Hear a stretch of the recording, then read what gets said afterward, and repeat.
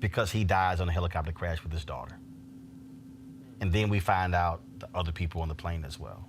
And I think when a child dies, we certainly look at it differently. And for the general public, folks were really introduced to her just a few weeks ago when they saw that video. Because since he retired, he hadn't gone to any games. Yeah. He only started going to Lakers games this year. She brought him back. With her. Right. Because of her. Yeah. And so I think that also plays such a role in how people are reacting to this. This is a video, of course, them at home, and he's playing basketball with her. And remember, he has a total of 4 daughters, but this was the one who, and he would tell this story. He told it on Jimmy Kimmel, which was pretty funny. When people would say, "Man, you know, when are you gonna have a son who is going to care for the legacy?" And she would go, "Hey, Yeah. I got this." Yeah. And now we find out just a month ago that he'd already filed to get the trademark to Mamacita. Yeah.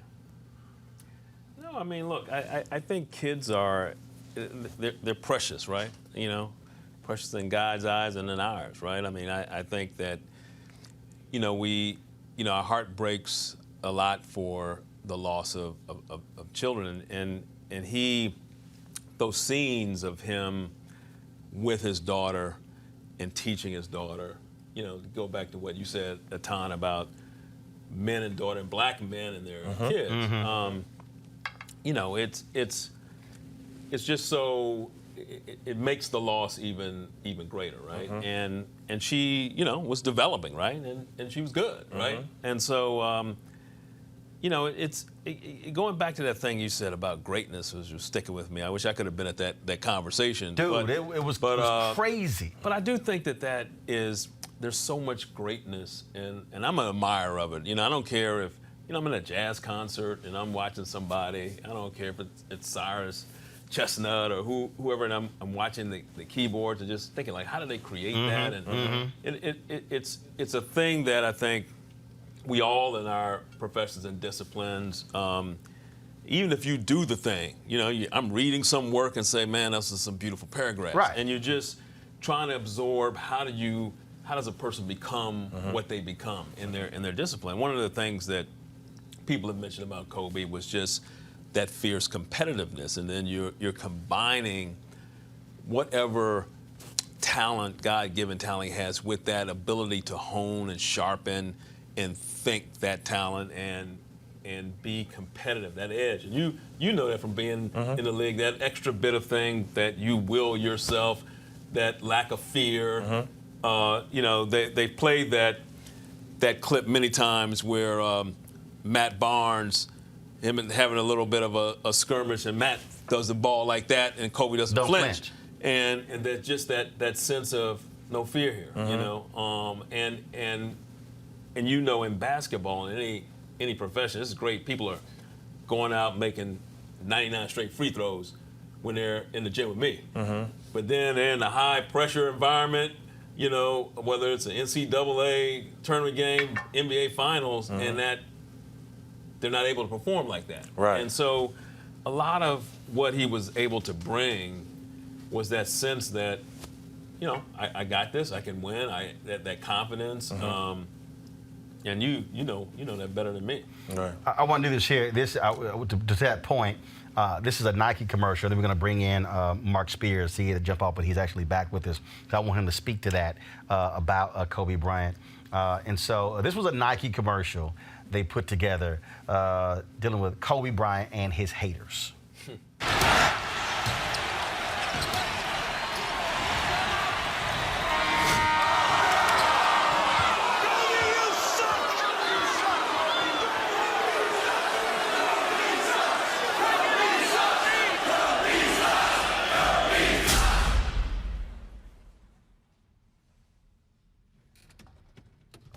I've been hating you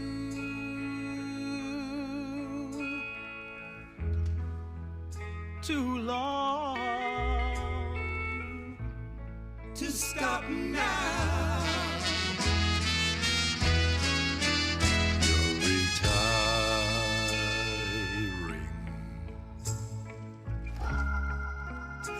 want to be free. My hate was growing stronger as you became a habit to me.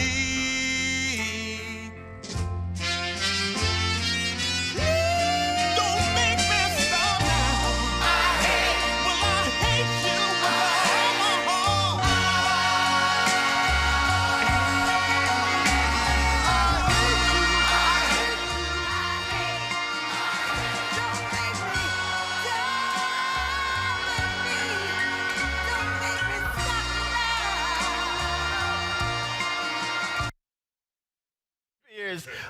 There's an amazing commercial, but again, I mean, this was a guy who came into the league, who said from the beginning, when this is all over, I want to be one of the absolute greatest, and I want to be even greater than Michael Jordan.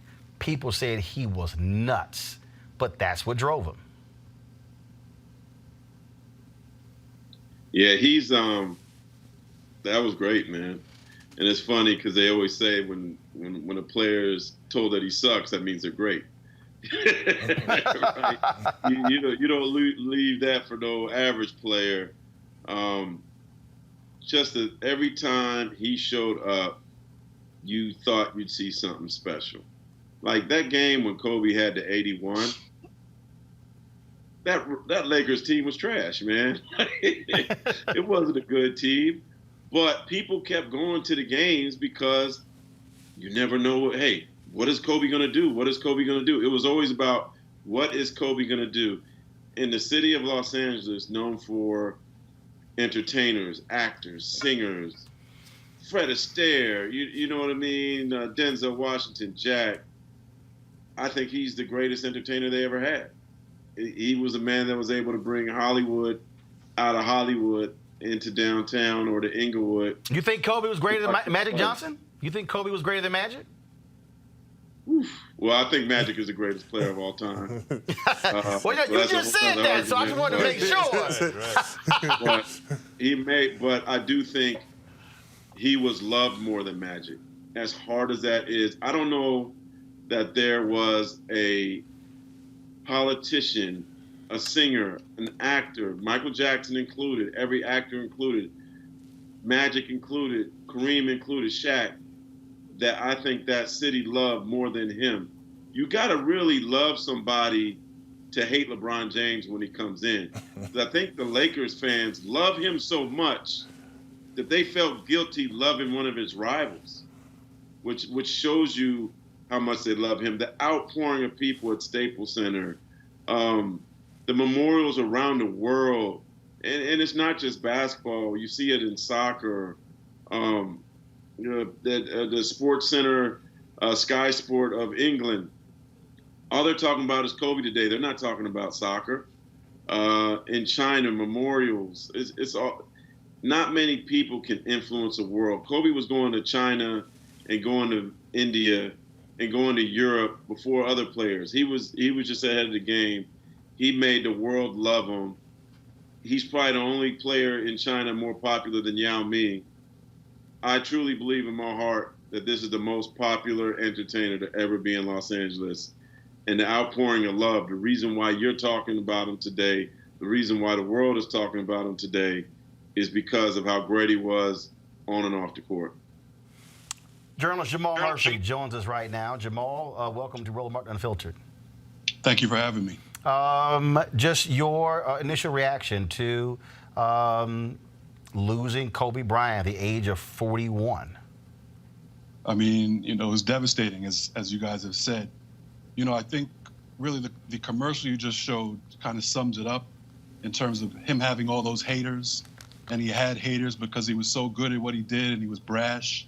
But it's brings to light what we're going to miss in the second act of his career or his second career, because I felt like, I started to like him even more after he was retired and he started to speak out on social issues like he had never done as a player because he was so focused as a player. He praised Kaepernick for what Kaepernick was doing. He tweeted out against Trump. These are things that he didn't do as a player. So, you know, whether if you weren't a Lakers fan, you might have hated Kobe. But as, you know, in retirement, I think you start to appreciate him as a person more. And I'm just sad that we won't get to see that stage of his career. You know, I'm glad you brought that up. So I probably when I know when I was in Dallas and I covered Dallas Maverick games, I crossed paths with Kobe Bryant. Never took a picture. I mean, so probably did interview, whatever. But Kobe and I did have a conversation. So 2000, you might remember, in 2014, the New Yorker did this article on Kobe Bryant. And he made some comments about the Miami Heat and the photo that they took in hoodies, paying homage to Trayvon Martin. And a lot of folks don't realize that I had been, obviously, one of the voices who actually was pushing national media to make this a national story. Was communicating directly with Dwayne Wade and others saying it's important to do something. And then it was after that, D. Wade hit me up thanking me for pushing this issue and pushing players. So when I saw the comments, I then said, because the year before, Jim Brown had made some comments about Kobe Bryant not understanding African-American culture. And I think I put some tweets out, and I said, y'all remember what Jim Brown said? He was right about Kobe. And it was a couple of tweets that I put out. So I'm in Boston. I think I had spoken at MIT, and I'm at the airport, and my phone rings. And it's Kobe Bryant. And I'm sitting there like, I don't know how in the hell he got my number. And I think what happened was him or his people called my office. And my folks did not tell me it, but they told me later, called my office, got my phone number. And so he calls me. And he wants to talk about my comments. Now, here's the deal. I ain't scared of nobody. I've written and went after Oprah. I've hit all kind of people. So I'm like, okay. Like, you ain't the first celebrity I've hit. And so we had this, it was probably about a 20-minute conversation as I was, and the flight was boarding, but I got on last that he finished his conversation. And it was a really interesting conversation, a back and forth, because I shared with him exactly why I felt he was wrong in his comments. And he talked about how he felt that his comments had been taken out of context, and then I explained to him, I said, well, this is also why you need to understand when the writer is writing, they control what all comes out. And it was this really interesting conversation, and so he said, hey, hopefully we can get together next time you're out in LA. And Mark Spears, it bothered me that, because the crazy thing is, like, literally in the last 2 weeks, when I went to Ghana, I lost, both of my phones got wet, and I realized my stuff was not backed up. It was a bunch of numbers that I didn't have, or a bunch of numbers that I lost. And I was just checking different names to see if I still had their number, and I had checked to see if I still had Kobe's number. And in the last 2 weeks, I literally said, you know what, we never connected. That was the only conversation we had. I had his cell phone number the whole time. I may have sent him a text or two. But we never connected after that. But it was interesting it was interesting to me, Mark, that he wanted to have that conversation directly with me. And he would have had it with you. And my trick is I always ask for emails, because them dudes change their phone numbers all the time. Very true. Very true. And I want my bosses there, Kevin Barrett. I want him to hear this. I was actually going to email Kobe today in hopes of getting an interview in the next couple of weeks or next month or so about the Hall of Fame, because he's going to make the Hall of Fame, and that's going to be another emotional moment when he gets into Springfield in late August, early September. And I just wish I would have sent that message earlier, just to have a last interaction with him. I often talk to him via email, and as I said, he's a guy that cared about you as a person. I sent him an email when I got the job at the Undefeated, and he knew some of my frustrations before, and he's like, look, congratulations.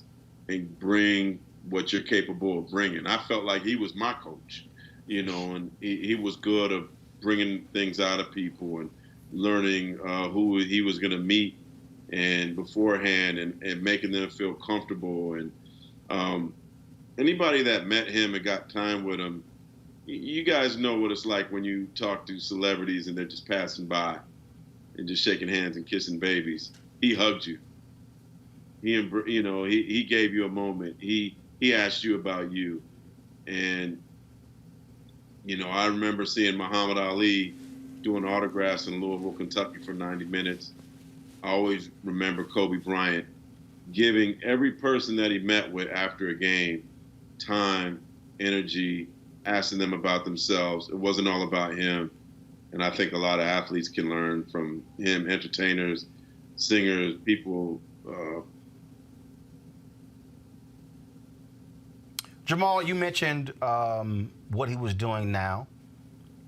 And that's also, I think, also one of the saddest things is that we now don't get to see the second act. He was really focused on his media company. We talk about the Oscar, but also they had just put out a line of books, the studio he was developing, because he also understood how vital it was in terms of who controlled the storytelling. And I think if you look at what he's doing, what he was doing, and what LeBron is doing with media, what Kevin Durant is doing, it's amazing how this generation of basketball players really understand. I mean, stuff that Etan, that you're doing as well with media. They understand the power of controlling the narrative. Yeah, no question about it. And, you know, Kobe especially, he was very careful with what he said to reporters. You could tell he was guarded, as a lot of great players are. And, you know, for him, and you could tell once he was retired, he opened up and he decided to tell his story more. And, you know, he brought his daughter into the mix in terms of opening up and allowing people to see what she was doing and that she was going to carry on his legacy. And he was very hands-on with everything he did. So, yeah, it's clear that he was trying to take control of his own narrative and write his own story in the second half of his, you know, in his second career. And like I said, I mean, he had a great career with the Lakers, 5 championships, an MVP, scoring titles. But personally, I feel like he could have been that and more, you know, after his career. This next career here, I'm just so saddened to know that we're not going to see that second act because the beginning of it was so promising. Etan, Tracy McGrady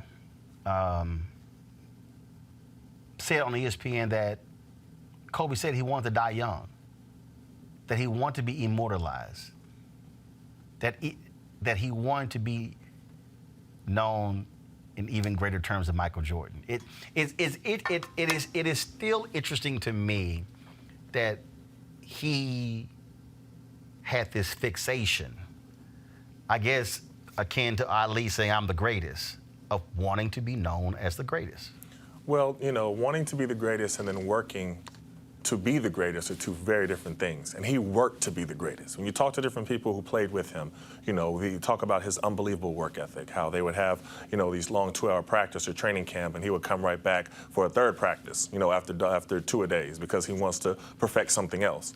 You know, I played with Michael Jordan for 2 years. So, you know, then after playing with Michael Jordan and seeing Kobe, I was like, wow, he really patterned his game after him for real. You know what I mean? So much to where how he walked, how he talked. Like it was weird when you're with somebody every day and you see somebody else that looks just like them and moves like them is kind of eerie.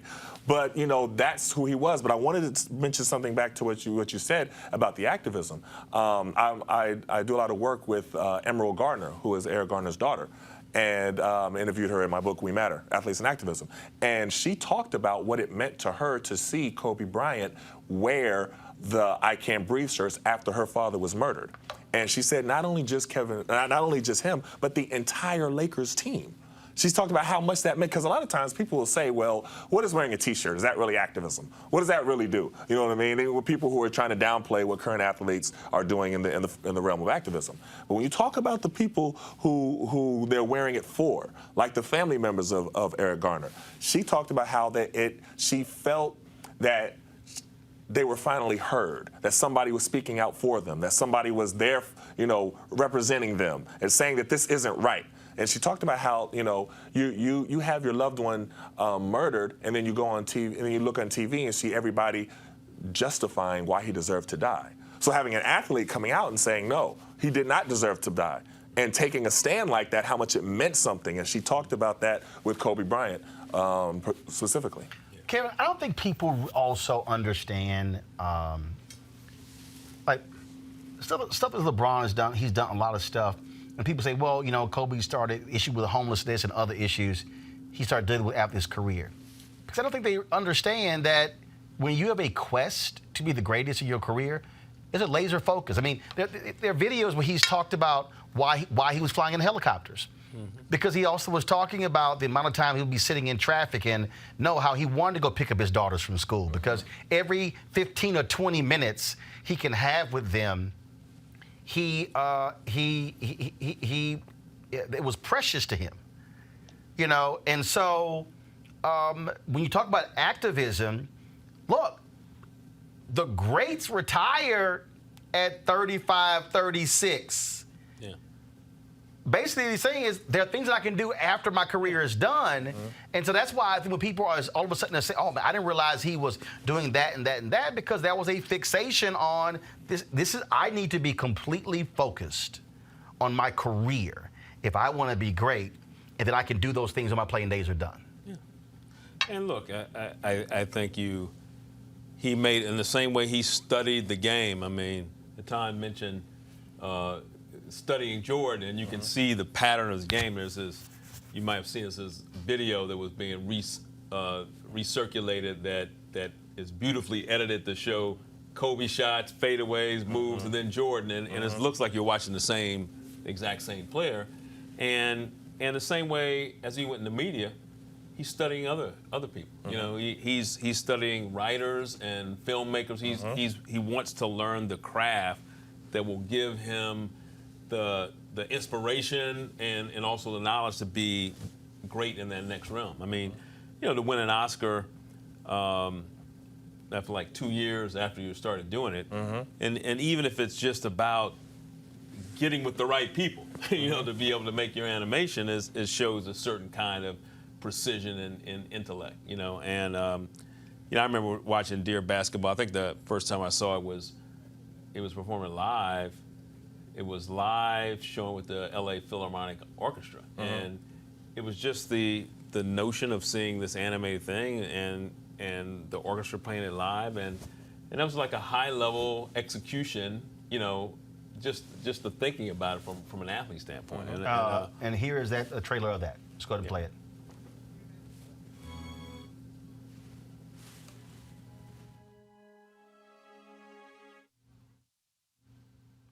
All right, guys. Let me know when we have the trailer of that Oscar winning short ready. In the meantime, folks, I do want to share with you. So there've been so many reactions from people, especially a lot of players. Dwayne Wade initially posted a tweet saying, "No, don't let this be true," and then he posted this video of his reaction.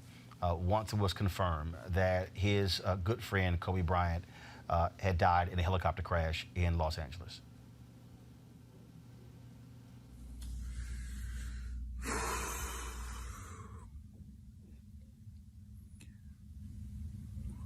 Today is one of the saddest days in my lifetime. It seems like a bad dream. You just want to wake up from. It's a nightmare.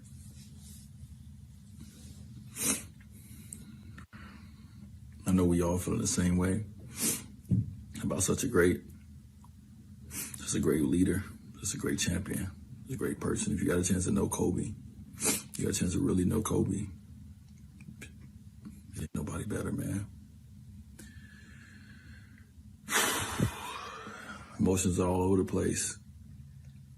These are the moments when you ask why. Here's a video of the greatest scorer in NBA history, the great Hall of Famer Kareem Abdul-Jabbar. It's very difficult for me to put in words how I feel about the loss of Kobe Bryant. As a young boy, I met him when he was 11 or 12 years old. I was friends with his dad, Joe. We were former adversaries. Joe played for the 76ers, but he was a good friend and someone that I shared a friendship. And it's hard for me to understand now how this is affecting Joe and his wife. So to Kobe's family, I want to send my most sincere and heartfelt regrets and prayers, and my thoughts are with you guys. Kobe was an incredible family man. He loved his wife and daughters.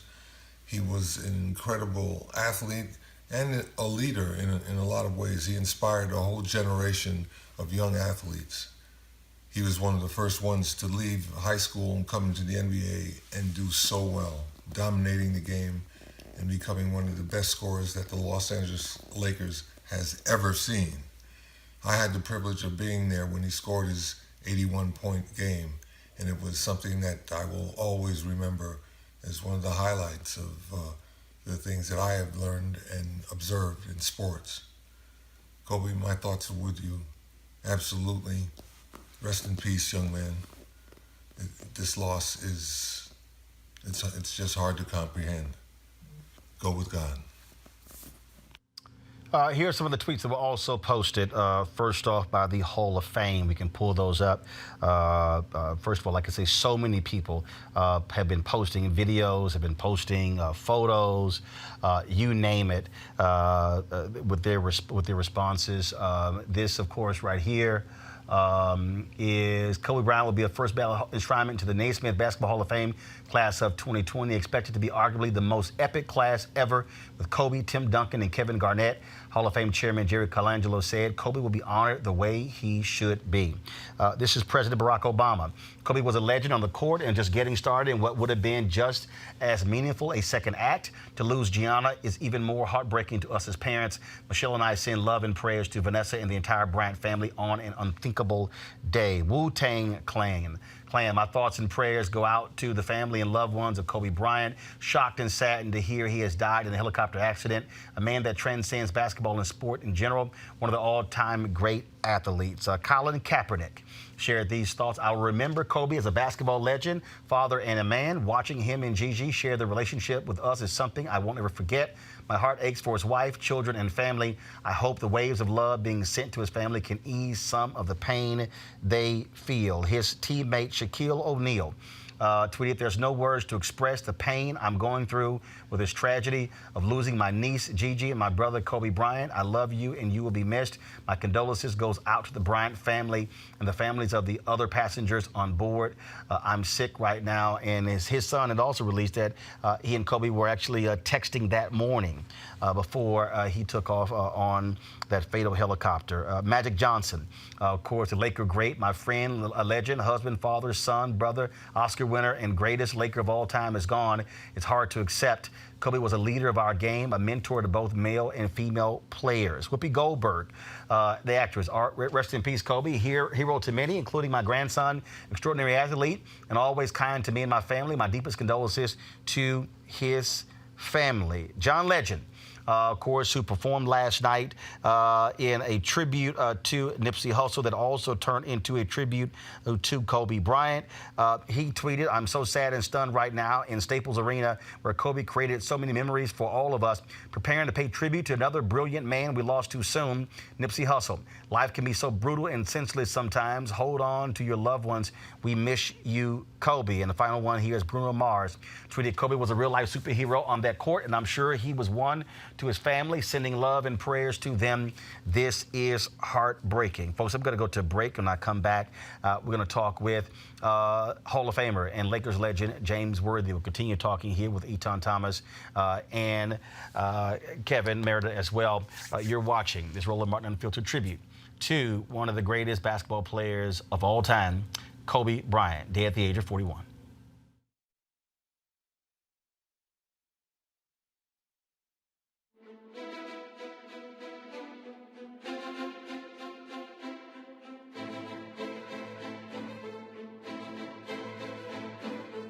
check out Roland Martin Unfiltered, youtube.com/Roland S. Martin. And subscribe to our YouTube channel. There's only one daily digital show out here that keeps it black and keep it real. It's Roland Martin Unfiltered. See that name right there? Roland Martin Unfiltered. Like, share, and subscribe to our YouTube channel. That's youtube.com/Roland S. Martin. And don't forget to turn on your notifications so when we go live, you'll know it.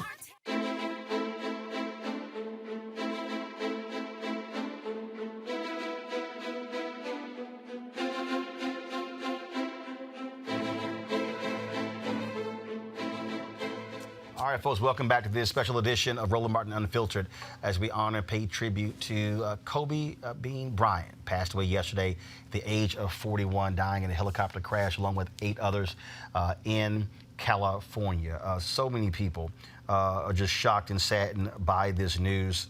Again, one of the all-time greats of the NBA. Joining me right now is Roy Johnson, columnist with AL.com, longtime sports writer with Sports Illustrated. Roy, glad to have you here. Just your initial thoughts on Kobe Bryant. Well, it was a shocking day, Roland, for many of us, for most of the world, much of the world. As I mentioned to you earlier, it was reminiscent for me of the day that Irvin Magic Johnson announced he was HIV positive in November of '91, and the reaction around the world. This was obviously worse. A young man and his daughter, his 13-year-old daughter, and other tremendous people, family people, died in this fiery crash. It was just shocking for this Sunday afternoon. A young man who had so much fire in him and so much fire left to live, certainly demonstrating that he was able to not just be a great bridge. He was the bridge of greatness between, certainly Michael Jordan and LeBron James and the standard that the league needed at that time. He demonstrated a competitiveness and an outright fire that, some people may have rubbed some people the wrong way, even some teammates, but you could never doubt his competitiveness. You could never doubt his drive. You could never doubt his desire to win championships. And so he carried the league for a long time, for many years, and passed the baton on to LeBron. And certainly later on demonstrated an acumen in places like Hollywood, in business, in technology, and probably first and foremost as a father to 4 daughters. And you heard many women come out today and speak to his efforts on behalf of female athletes. Certainly we all know he had a complicated past, and we shouldn't dismiss those who are feeling a little bit untoward, who may have been victims of sexual violence, who refer back to the rape charge in 2003. But certainly overall, Kobe was demonstrating an effort and a desire to become a better person, to be a better father, and to be the kind of model that even his predecessor, Magic Johnson, is now being off the court. So it was a tremendous loss. It is a tremendous loss. The NBA is in mourning, sports world is in mourning, and many people who follow sports are still a little bit shallow today because of what happened yesterday. First of all, Jamal, are you still there, Jamal? Yes, I am. I just want to get your final thoughts on how people are going to remember Kobe Bryant. Obviously, it is still fresh. No funeral plans have been announced. NBA All-Star Game is week after next. I think it's gonna totally change how people look at that weekend in Chicago. I checked the NBA. February 17th and 18th, there are no games on those days. I would not be surprised if his funeral and that of his daughter is going to be held on one of those 2 days when there are no games, to allow as many players as possible and league personnel to be able to go. Just your final thoughts. Yeah, no, I mean, he's going to be remembered first and foremost as a tremendous basketball player, one of the best to ever play the game, easily top 10 ever to play the game. His fiery competitiveness, his unquestionable work ethic, the Mamba mentality. I mean, that's what it's going to be. And we see already players now of this generation are trying to copy that, have learned from Kobe, and are trying to come with that same work ethic and that same athletic drive that he had. So he's not going anywhere spiritually, for sure. We will all remember him. He's put a stamp on the league, and the players that are playing now are representing him. All right. Jamal, we sure appreciate it, man. Thanks a lot. Thank you. There are not a lot of people who know what it takes to be a basketball great, Roy Johnson, but our next guest does. He is one of the greatest to ever play in the NBA. Welcome to Roland Martin Unfiltered Hall of Famer Elgin Baylor. Hello? Elgin, Roland Martin, how you doing? Okay, I'm doing fine, Roland. Certainly for someone like you, one of the league's greatest, one of the 50 greatest players in NBA history, and of course, legend there in Los Angeles. It just has to be a lot to know that Kobe Bryant is no longer with us. I know it. I heard it. I just, couldn't believe it because, Kobe, I really like Kobe. A lot of people, thought Kobe was snotty, different things like that. But I would talk to Kobe a lot. We'd talk about basketball and things like that. And then you admire the guy because the guy was really, very athletic and was a very talented player, And the only problem Kobe had was just holding back, some of the things that he wanted to do or say or something happened on the floor. And, Kobe was just one to just stand up for what he believed in. But the guy was just a tremendous player, very athletic. We had Mark Spears on. He was talking about, look, you've had some great people come through Los Angeles. Obviously yourself, Magic Johnson, Kareem Abdul-Jabbar. We can go James Worthy. We can go, Jerry West. We can go on, Wilt Chamberlain. We can go on and on and on. But describe for folks how significant Kobe Bryant was to Los Angeles. Well, Kobe, it's like, first they say a showman, people want to see, Kobe was so athletic, talented. He could do things out there, his body language, in the air, shoot, and everything else. And it was interesting to watch, because when once he got the ball, everybody was just curious. What is he going to do? What move is he going to make this time or that time? And it was fun and interesting to watch. It was, great talent. And people loved him. Absolutely, absolutely. And I also want to just get your thoughts on this in terms of, because I said this to Eton Thomas. On the set, Eton Thomas, he's with me right now, along with Roy Johnson, journalist, and Kevin Merritt, journalist as well. And, matter of fact, let me just do this here. Roy, Eton, Kevin, y'all got a question for Elgin? Oh, my gosh. Let me jump in there. Because you're a legend. And it's a lot of times young guys now, they want to be great, but they don't know the work ethic that it takes to be great. And one of the things that Kobe had was he had that work ethic. You had that work ethic. A lot of the players, Kareem, Magic had that work ethic. Talk about that. What kept Kobe and set him apart from everybody else was his work ethic. Because I think a lot of times young people don't quite understand that. Well, you have to have the work ethic, to do that, but also not being, cocky or anything like that.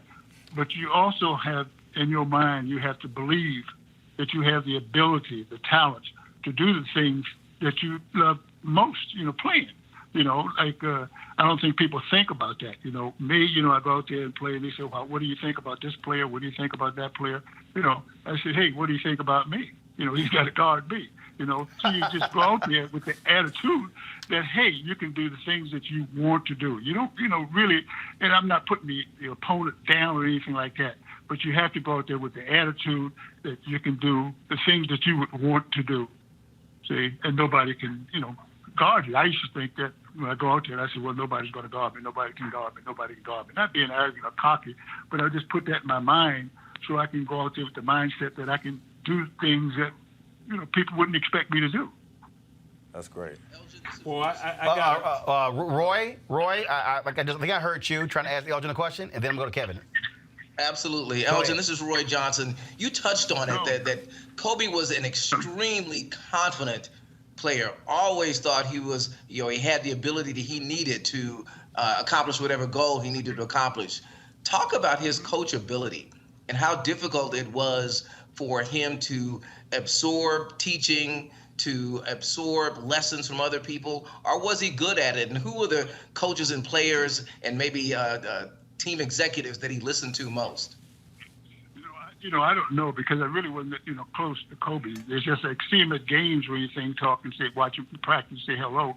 But Kobe was a type of, just watching him, a couple of times talking to people. I mean, he was a really unbelievable competitor, and Kobe believes that, what you have to believe that you can do certain things, and probably like his coach wouldn't want him to do certain things.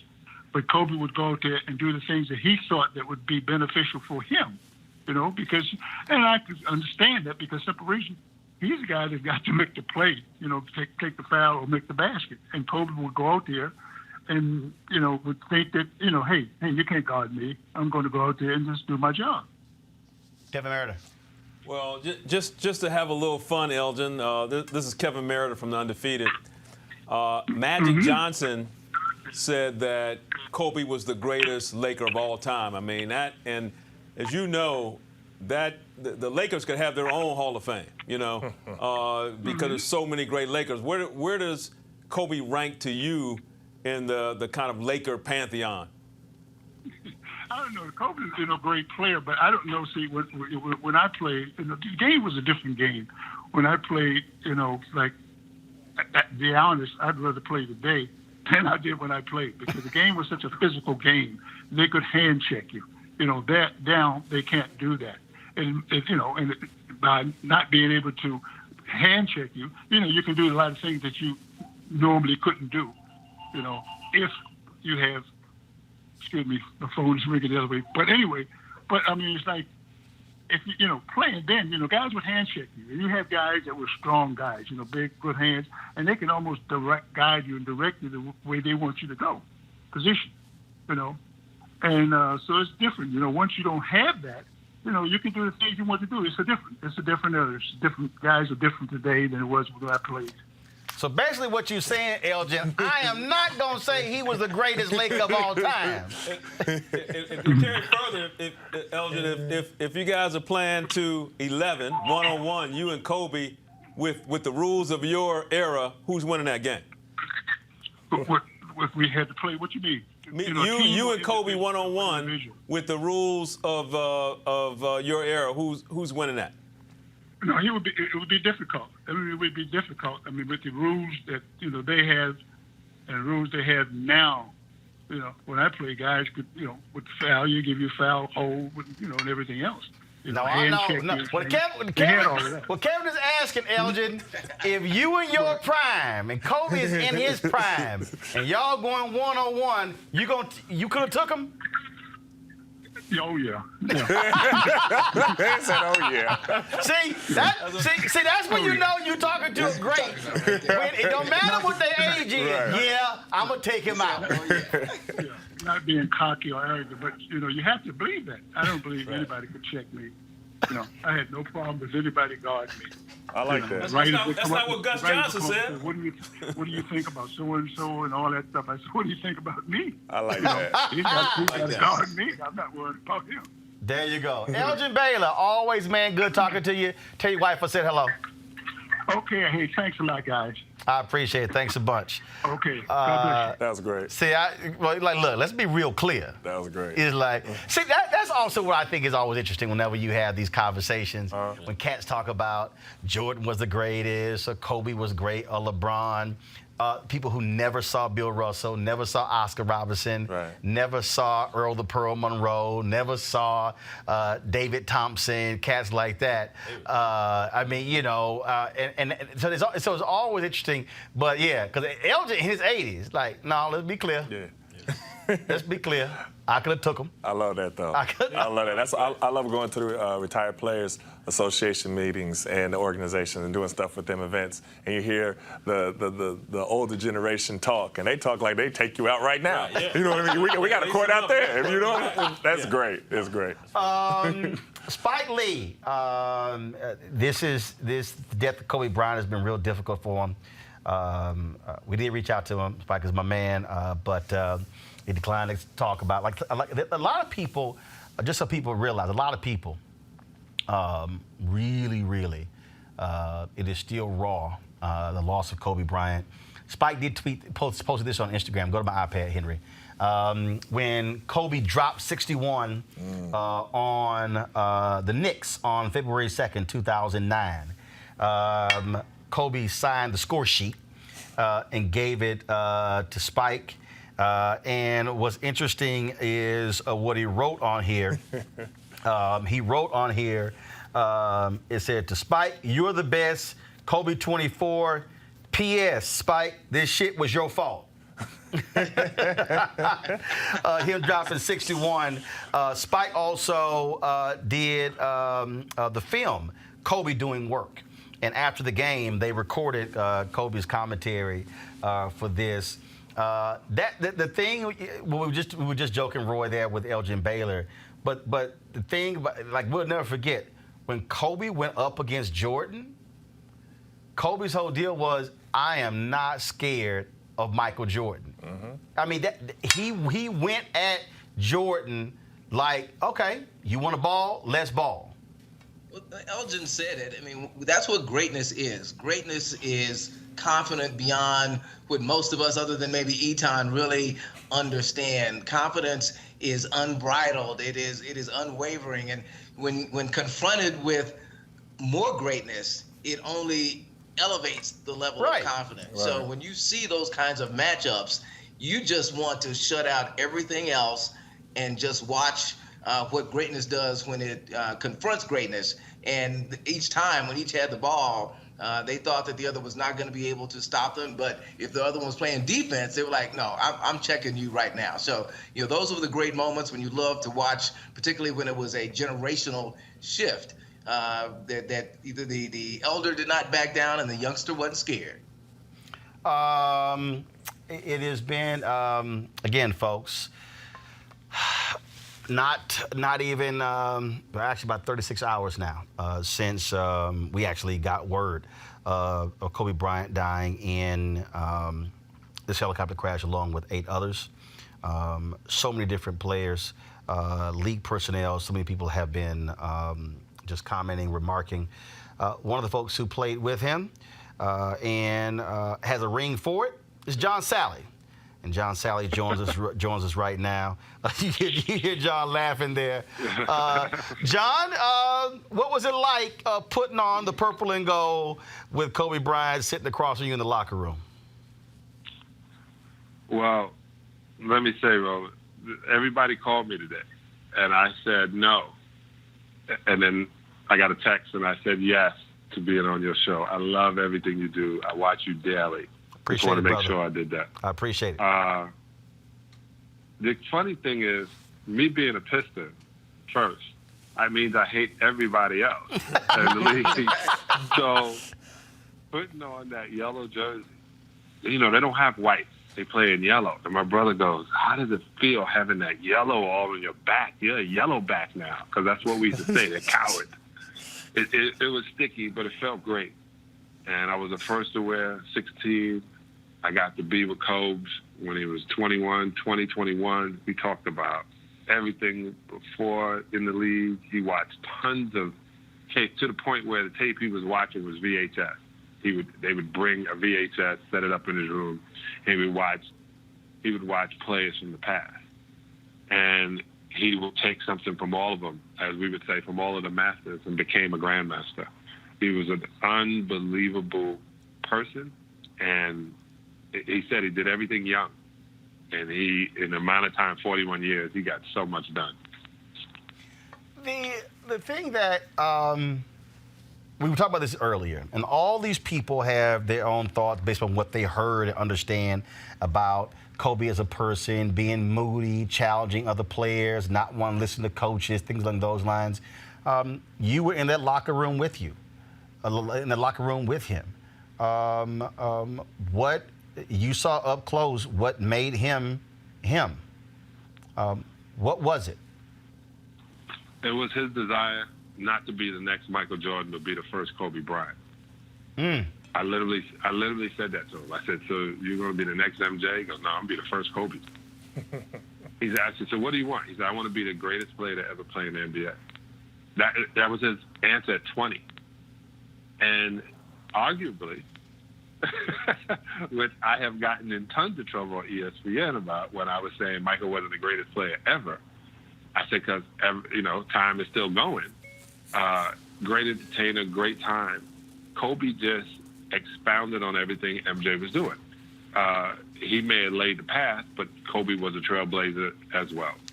From his shoes to his commercials to his court case, to literally, he showed you how to be humiliated in front of everybody, how to do something that put you in a crazy position. He was vindicated, thank God.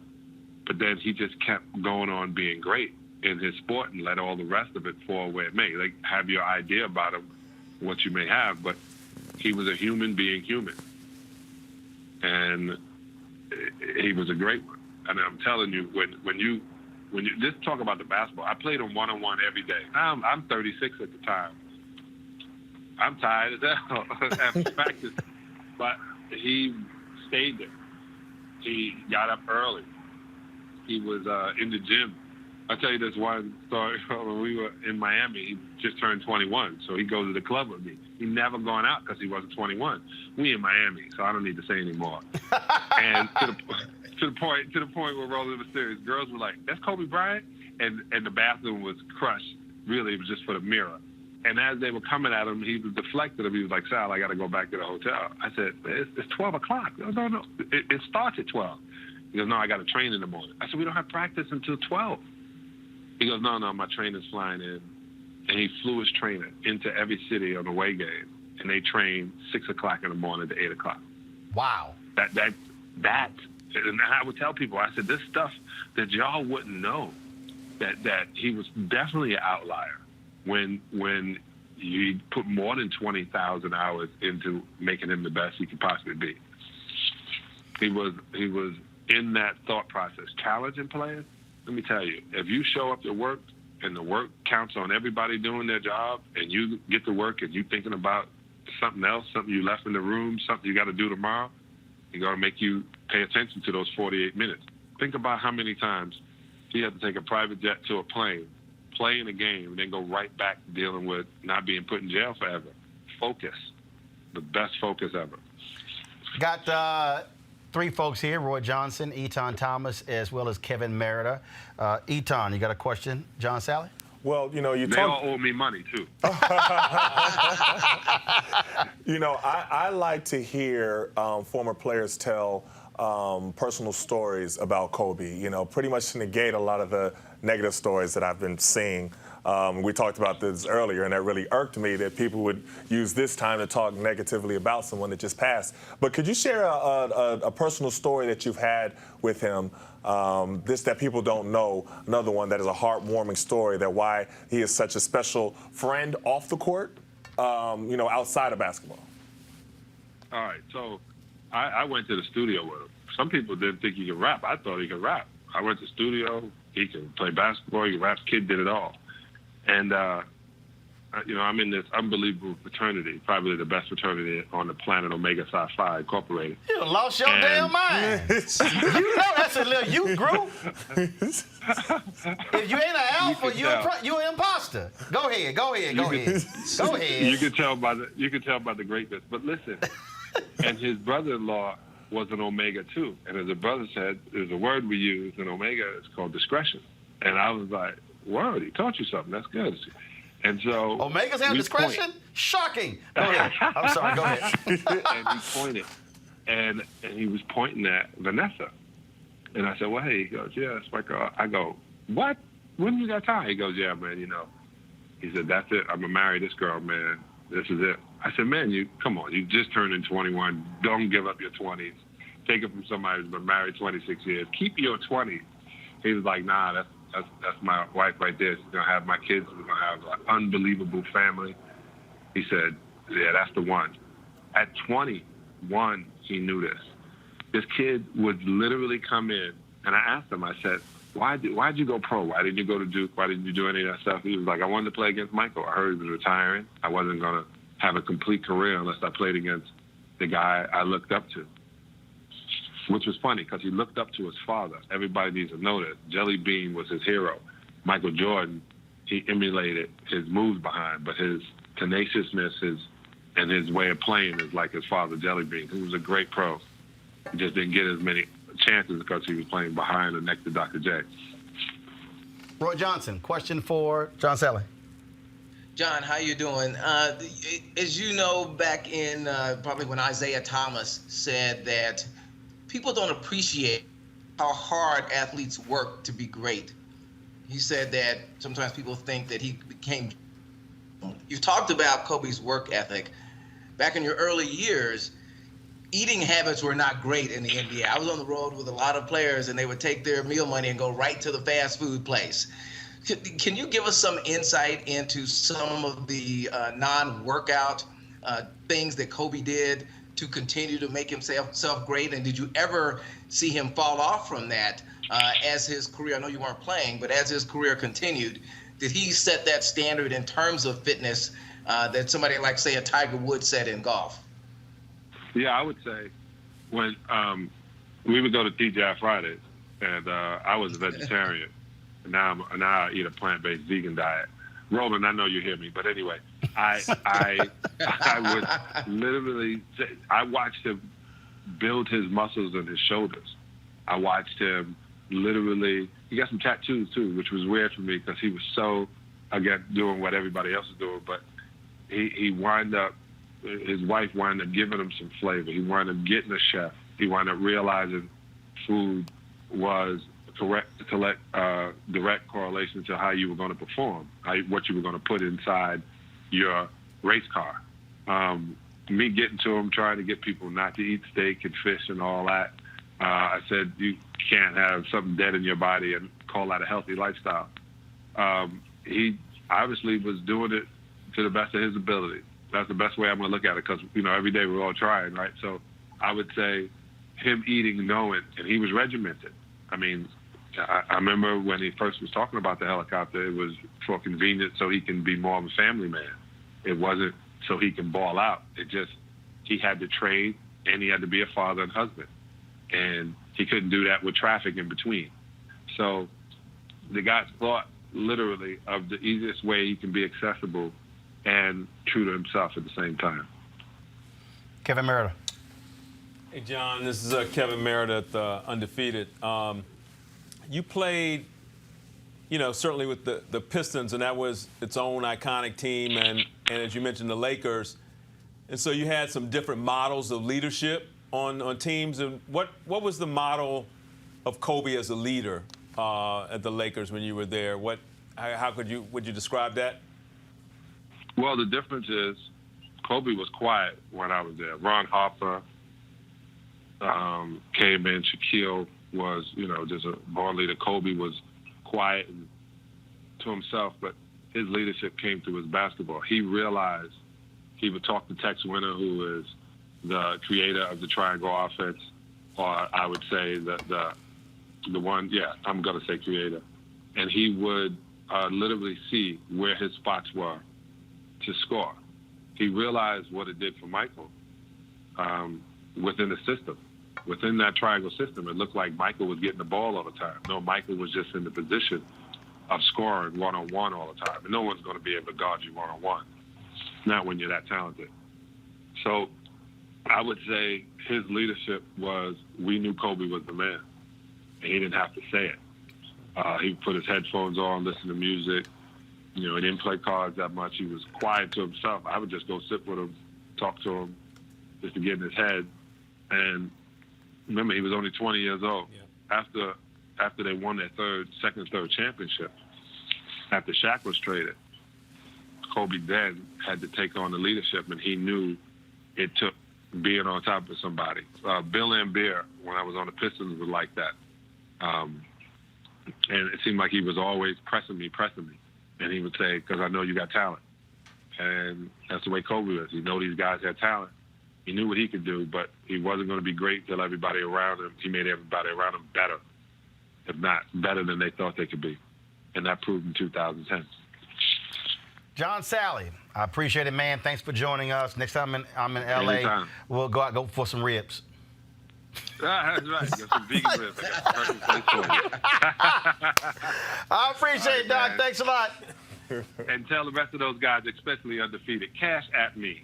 That was for you, Kevin Merida. I got it. That's right, Kevin. All right, John, thanks so much. I appreciate it.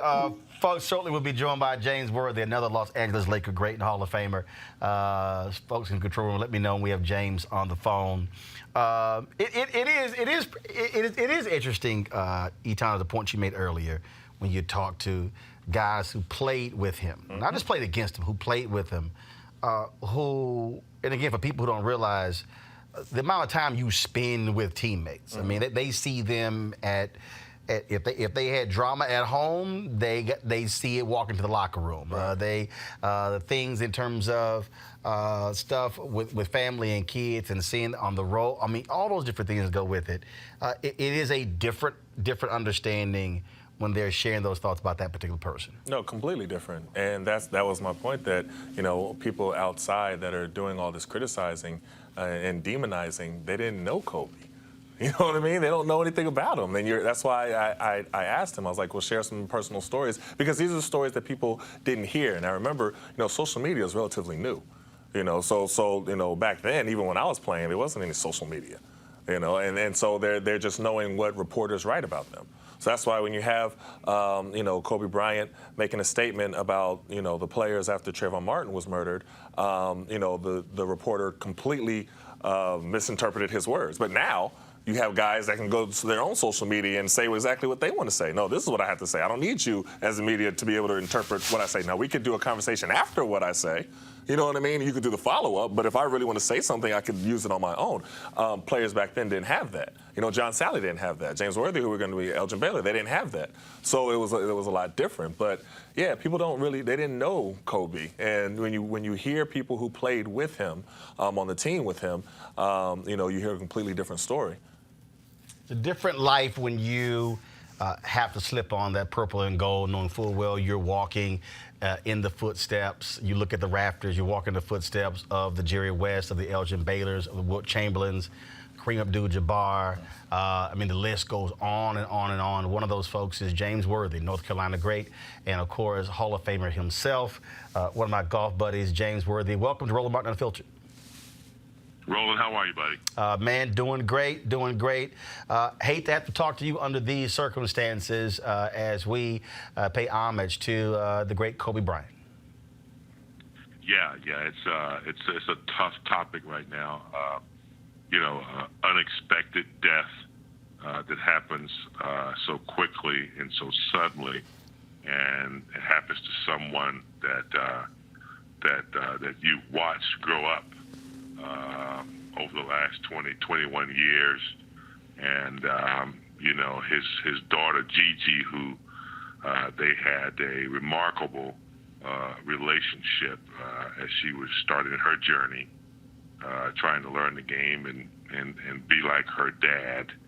And then, of course, the other families involved in this tragic situation. It's just something you don't expect. But something you do have to accept and acknowledge and move on. You know, when we had Elgin Baylor on earlier, and obviously one of the 50 greatest in NBA history, Hall of Famer, you a Hall of Famer. Just share with the public what you have to do to be great, what you have to go through mentally and physically to be one of the greatest to ever play the game. Yeah, I think once you set your mind, as did Kobe. I mean, Kobe had a vision, and he followed it. And, you know, once you set that goal, I mean, you have to set that seed in your mind that no one's going to deny you that opportunity. And followed by that is a remarkable, you know, discipline and commitment to the craft and sacrifices. You know, when you're in high school or college and everybody else is at the mall or, you know, hanging out or partying, you have to make that sacrifice to really, you know, enhance your game.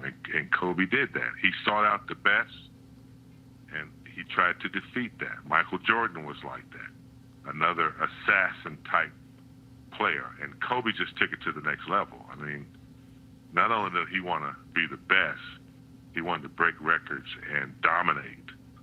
And so he had a really good percentage of time doing that throughout his career. Did he come to you to pick your brain? He did.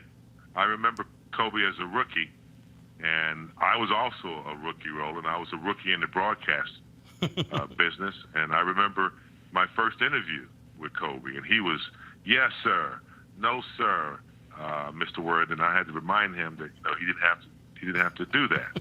And then I watched him, really start to hone in on his craft, and then later on, about his 8th year, he called me, and he wanted to pick my brain because my specialty was footwork down in the post, and I didn't see where I could enhance his game at all. But he wanted to pick my brain on certain things that he was trying to do.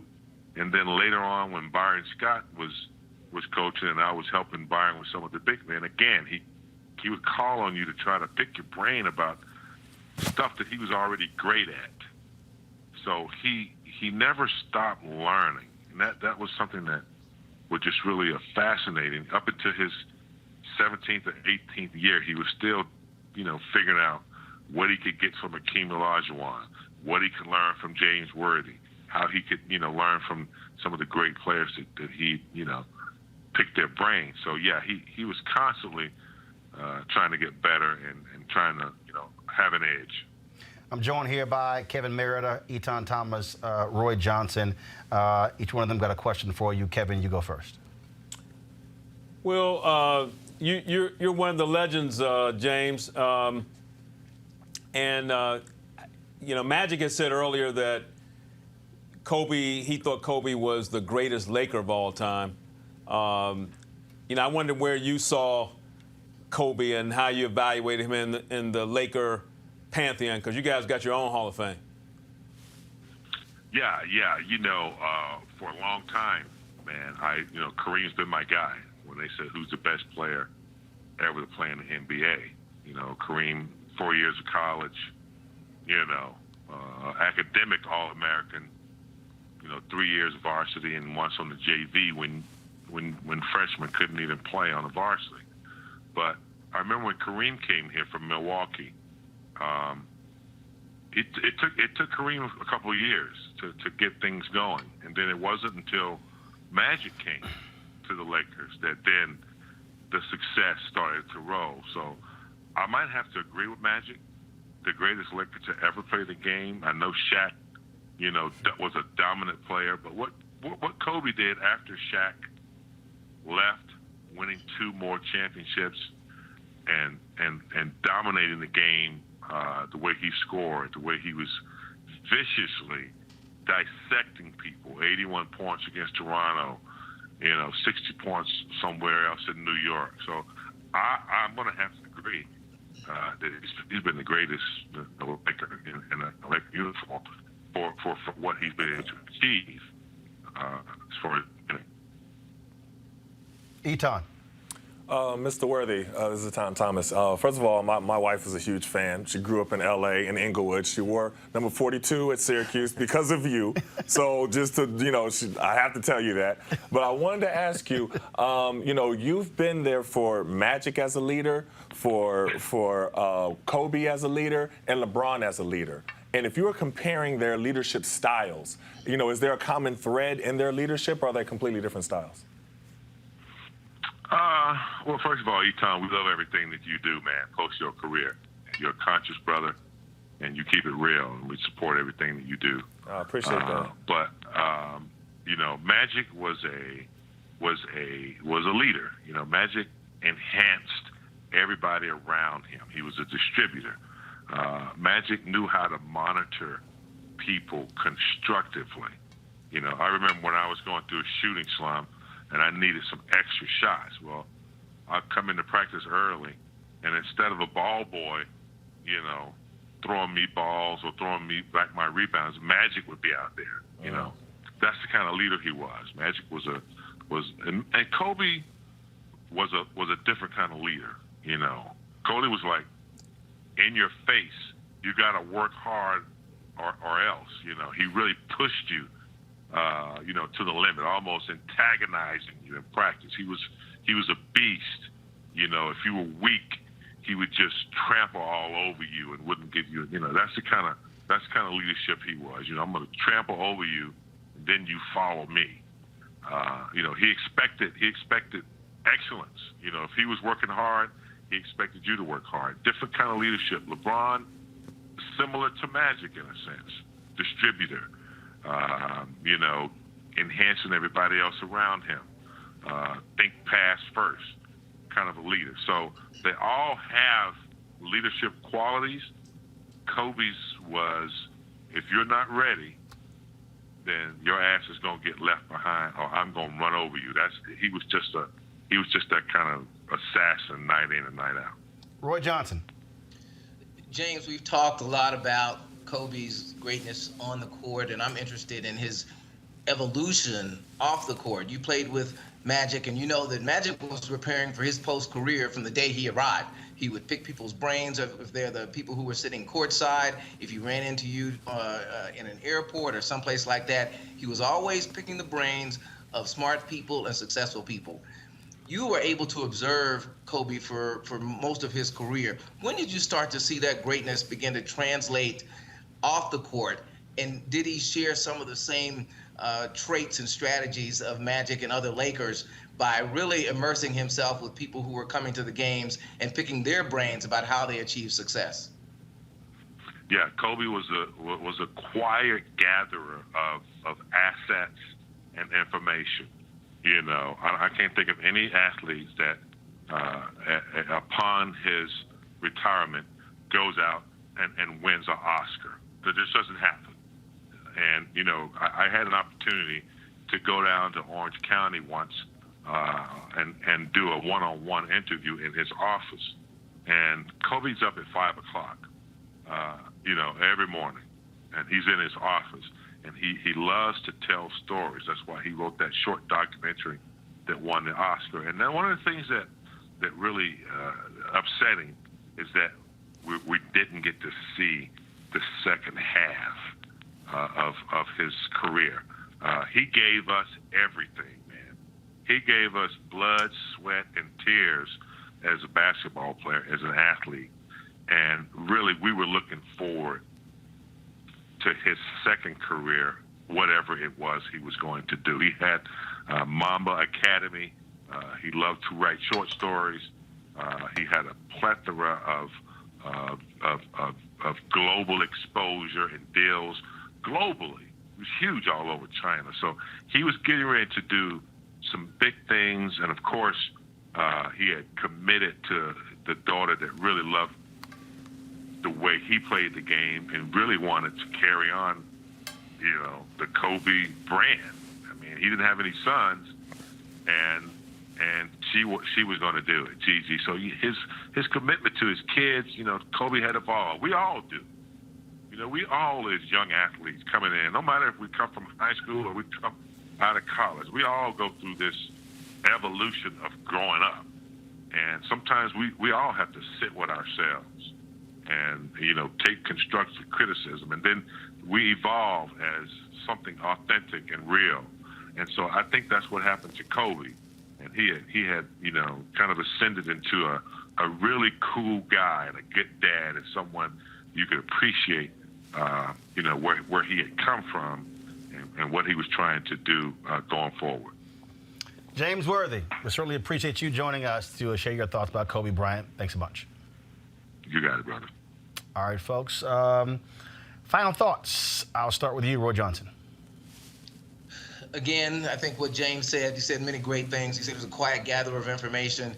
But I think what I heard most was that we didn't get to see the second half, and that the second half was probably going to be as exciting. It was certainly going to be an embodiment of his work ethic, as embodiment of his intellect, an embodiment of his evolution as a human being, as a man, as a father, and someone who just was going to continue to chase greatness. So I think that's what we are all going to miss. We'll all have the highlights. We will see the great plays, but we all wonder, what could Kobe Bryant have done off the court as a father, as a husband, as a business person, as a producer in Hollywood, and it's just a script that never got to be written. Kevin Merida. Well, just to pick up on what Roy said, the next act was an important act. It reminded me of something my colleague Dominic Foxworth said on one of the shows this morning, that a lot of times athletes, when they leave the profession, he said for him, he was kind of lost. You know, it's hard to find your footing, and the bigger you are in your initial profession, and as big as Kobe was, to then segue into the next thing, all eyes are on him, and to have and to look and see some early accomplishment, but we didn't quite know. That's the part that kind of sticks with me, that just how difficult it is to really, establish yourself as a Hall of Famer in one profession, and now you got the next half of your life, and you got to try to live up to your own greatness. And I was really looking forward to seeing how that was going to evolve. Eton. I think that was beautifully said by both of you. I want to repeat everything that you said, but I'll go in a different direction. On social media, there's a lot of people who are kind of criticizing people for sending condolences and being torn up and grieving for someone who they didn't know.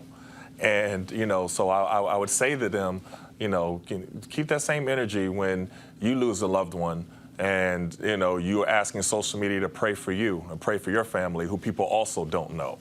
It's important to allow everyone to grieve, and everyone is grieving this incredible loss of Kobe Bryant. You don't have to know him to be able to grieve. You grieve for his family. You grieve for his surviving daughters, who are now going to miss a father and a sister. You grieve for the pain that they're going to feel, and that's what makes us human. So allow people to grieve, and this is definitely an incredible loss. People say that. I think that, the reality is, one, it's a silly statement, because they don't know the impact that someone has on someone else they've never met. I mean people all around the country. Right. People have stopped me in other countries.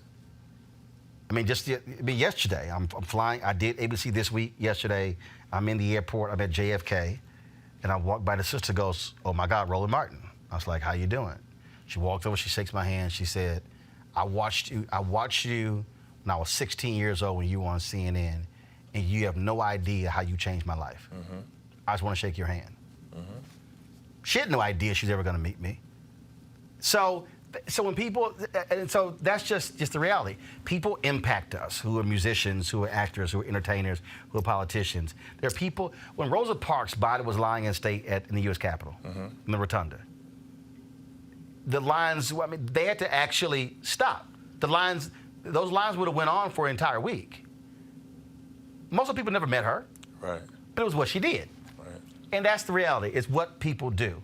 I was, when you talk, I was just looking at a video on Twitter.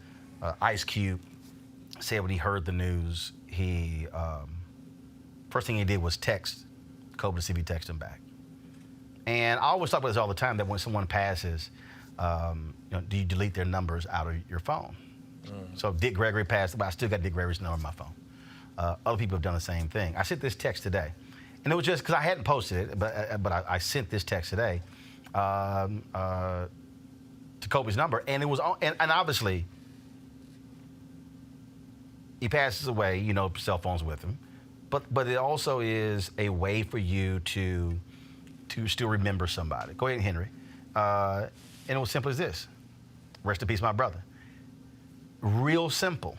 And it doesn't matter if you only had one conversation or more, but you still appreciate who somebody is and what they have done in their life and how they've touched people.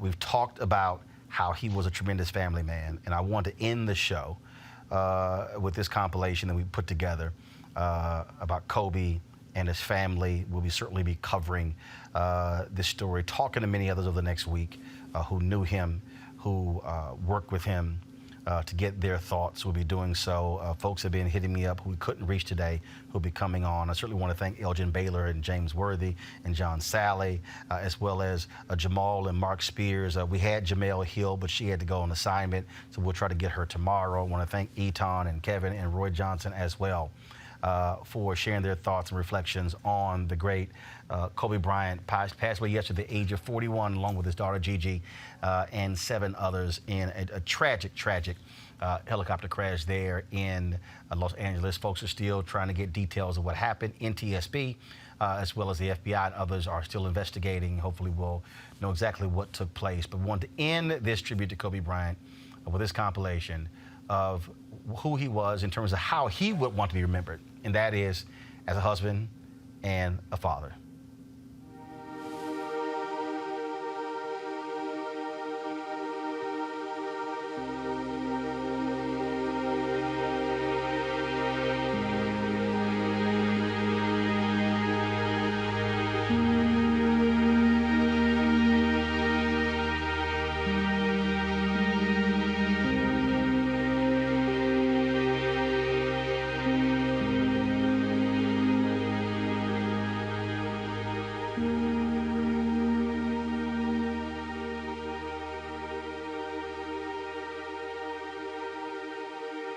Thank you.